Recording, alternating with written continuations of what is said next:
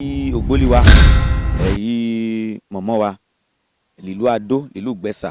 lèjìlá Àwórì líkètù làgbára lẹ̀rẹ́ gbogbo agboolé ìpè pé àsìkò ti tó ọmú yìí ló jáde kẹ́ ẹ gbárùkù tì mí kẹ́ ẹ fàdúrà ràn mí lọ́wọ́ gbogbo kùyà bá máa ṣe tá a máa fi rí ipò yìí dé tá a dẹ̀ máa rí dáadáa ṣe libẹ́ kẹ́ ẹ gbà á ládùúrà fún wa kẹ́ ẹ dẹ̀ gbà wá níyànjú èmi ọmú yìí ọmọ Àwórì ládó Asade Wahab Adéṣọlá èmi lè ń bẹ̀ yìí pé gbogbo kù yìí ẹ jẹ́ ká jọ ṣe ìrànlọ́wọ́ yìí lè ń béèrè ìtọ́sọ́nà yìí lè ń béèrè bẹ́ẹ̀ bá ṣe ṣe fún mi inú mi á ṣe dùn àdúrà gbogbo á gbà o ilẹ̀ Àwórì á gbé wa o bàbá ṣe ìyá ṣe mẹ̀dàhó ó nọ̀bíṣe lẹ́pọ̀ oyin òfìmìtàn Asade Wahab Adéṣọlá njóró tán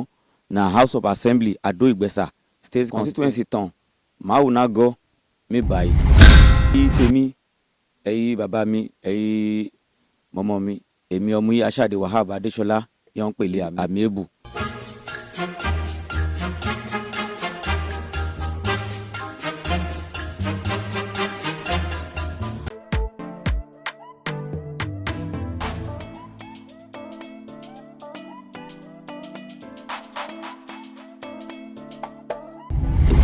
orúkọ mi ni Asade Wahab Adéṣọlá tí àwọn èèyàn mọ̀ sí Amiable. Mo wá láti ìlú Ado Odo ní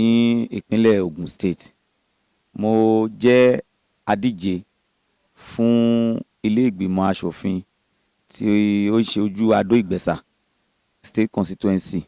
ní ìpínlẹ̀ Ogun State. Mo fẹ́ rọ àwa ọ̀dọ́ pé kí a rí àsìkò yìí gẹ́gẹ́ bí àsìkò tiwa nítorí tipẹ́tipẹ́ la ti ń gbọ́ pé ọ̀dọ́ ló kàn ọ̀dọ́ ló kàn ṣùgbọ́n àwọn àgbàlagbà ló máa ń ṣe kì í ṣe ọ̀dọ́. Àsìkò tiwa ti tó láti dìde láti kún ọ̀dọ́ ẹgbẹ́ wa lọ́wọ́. Mo fẹ́ bẹ̀ ẹ̀yin bàbá mi mo fẹ́ bẹ̀ ẹ̀yin màmá mi pé ẹ má jẹ́ ká wo owó ká fi ṣe ètò òṣèlú tó ń bọ̀ yìí. Ẹ jẹ́ ká wo orúkọ, ẹ jẹ́ ká wo ipò wo ni ọ̀dọ́ wà,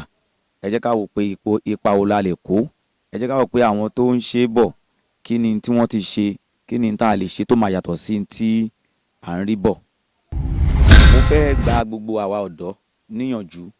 láti rí ètò ìjọba àwarawa, ètò òṣèlú ní nǹkan tí kò yẹ ká sá fún, ní nǹkan tí kò yẹ ká wò pé àwọn àgbàlagbà ló máa ń ṣe, ló máa ṣe àbí ló yẹ kó máa ṣe. Ká wò pé gbogbo àwọn tí ó ṣèjọba orílẹ̀-èdè wa lánàá ọmọdé ni wọ́n fi bẹ̀rẹ̀ tí wọ́n dẹ̀ fi nípa dáadáa tí wọ́n kó. Àwa ọmọdé dẹ̀ rèé a sì lè jálámbálambá láti ṣe oríṣiríṣi nǹkan fún àgbègbè wa fún ìlú wa. Mo fẹ́ bẹ̀ wá mo fẹ́ rọ̀ wá pé ká má rí ètò òṣèlú gẹ́gẹ́ bí nǹkan tí a lè máa sá fún àgàgà àwa ọ̀dọ́. Mo dẹ̀ tún fẹ́ gbà wá níyànjú pé àwa ọmọ Àwórì ní tilé toko ká máa wálé ká máa wá ṣe ìgbìyànjú sílùú wa káwa náà wá nípa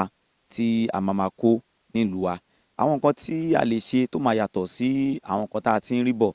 òun ni pé ó yẹ ká máa ní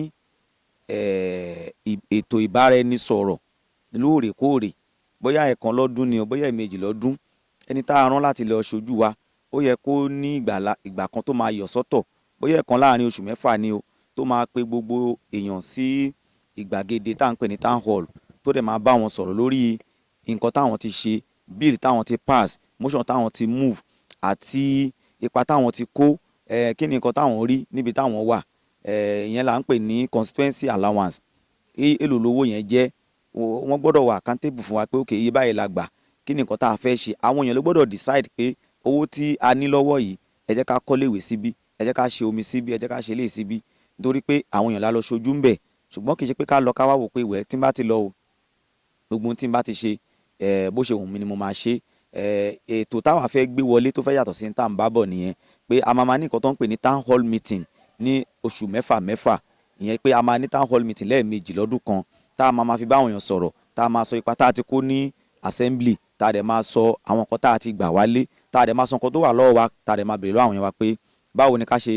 pín sí gbogbo ìlú wa. Adó ni Ìgbẹ̀sà ni Ẹ̀rẹ́ ni Alápótí ni Kétu wọ̀dẹ̀ Èjìlá Àwórì ni báwo ni ká ṣe pín gbogbo ẹ̀ ni